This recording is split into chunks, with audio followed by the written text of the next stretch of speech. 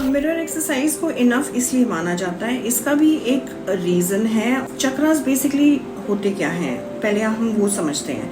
चक्रास जो है हमारे एनर्जी सेंटर्स हैं हमारी बॉडी में, जहाँ से हमारे इमोशंस, हमारी एनर्जी, हर तरह की जो हमारी एनर्जी है वहाँ से गुजरती है। और बैलेंस उसका इसलिए ज़रूरी है कि एक इंसान में जो ओरिजिनल उसका सोल नेचर है वो एक बैलेंस स्टेट है, और हम इम्बैलेंस हो गए हैं क्योंकि हमने अपने ऊपर परख चढ़ाई हुई है ईगो की, हर प्रकार के ईगो की, और उसकी वजह से जो हमारे इमोशंस हैं वो बैलेंस नहीं हैं। हम बिल्कुल पीस की स्टेट में हर वक्त नहीं रह पाते हैं। तो चक्रास जो हैं, जो हमारे चक्रास हैं वो मेन 7 चक्रास हैं। 7 चक्रास जो हैं इनमें हमारे इमोशंस जब ब्लॉक्ड होते हैं, ट्रैप्ड होते हैं, तो हम कहते हैं कि चक्रास ब्लॉक्ड हैं और हमने उनको ओपन करना है और हमने उनके अंदर एनर्जी फ्लो होने देना है। तो बेसिकली मिरर एक्सरसाइज का काम भी यही है। चक्र बैलेंसिंग आप कर सकते हो तंत्र से, मंत्र से, अपने जपा जप से, और बीज मंत्र चैंट कर करके आप अपने चक्र को आप बैलेंस कर सकते हो। लेकिन मिरर एक्सरसाइज जो है वो सबसे एफिशिएंट तरीका है चक्रास को बैलेंस करने का। वो कैसे?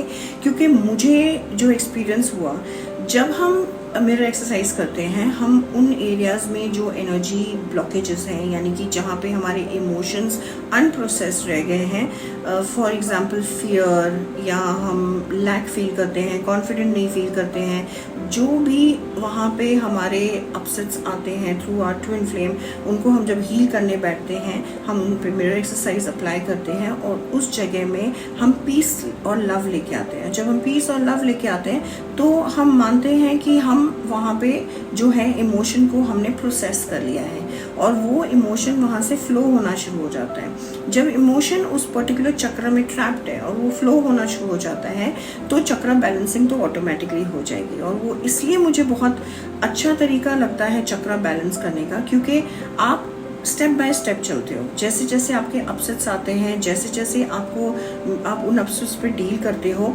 आप एक ब्लॉक से दूसरे ब्लॉक मूव करते हो और आपकी जो चक्रास बैलेंसिंग होती है वो बहुत ही सिस्टमैटिक तरीके से होती है। आपने सुना ही होगा कि बहुत सारे चक्रा बैलेंसिंग टेक्निक्स हैं जिससे लोग अपना आपा खो देते हैं, अपनी मेंटल स्टेट खराब कर देते हैं। पता नहीं आपने ऐसी कहानियाँ सुनी है कि नहीं, लेकिन मैं आपको बताती हूँ कि ये बहुत प्रोबेबिलिटी होती है कि जब आप अपने एक्सटर्नल और इंटरनल को साथ में लेके नहीं चलते हैं और अपनी चक्रा बैलेंसिंग करने लग जाते हैं तो वो बहुत ही ज़्यादा हैवी एनर्जी होती है।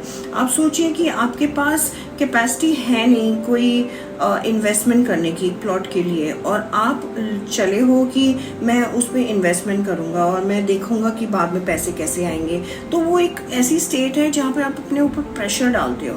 आप इस टाइम पे प्रिपेयर नहीं हो प्लॉट लेने के लिए और आप उसमें पैसे डालते जाते हो।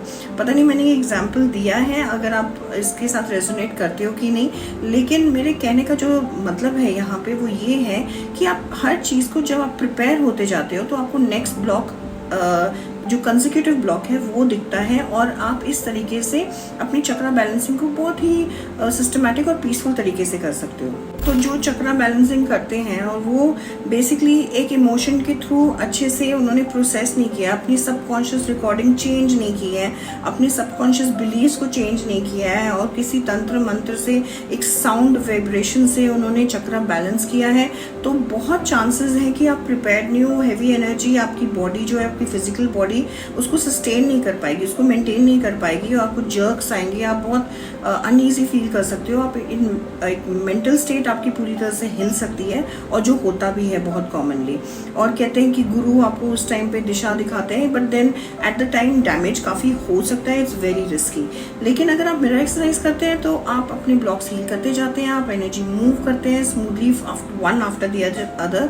आपको गॉड प्रेजेंट करते हैं, आपके ट्विन फ्लेम प्रेजेंट करते हैं कि नेक्स्ट आपका होमवर्क, आपकी असाइनमेंट क्या है, और इस तरीके से आपके चक्रास बड़े सिस्टमैटिक और अच्छे तरीके से बैलेंस हो सकते हैं। तो आपको डरने की ज़रूरत नहीं है। अगर आप मिरर एक्सरसाइज कर रहे हो अपने ब्लॉक्स हील करने के लिए, अपने ट्विन फ्लेम यूनियन के लिए, तो आपको कोई भी और चीज़ करने की ज़रूरत नहीं है। आप बिल्कुल निश्चिंत होकर अपनी मिरर एक्सरसाइज करते रहिए। अगर आपको मेरे सपोर्ट की ज़रूरत है तो आप कमेंट बॉक्स में लिखिए, I will reach out to you. Thank you so much.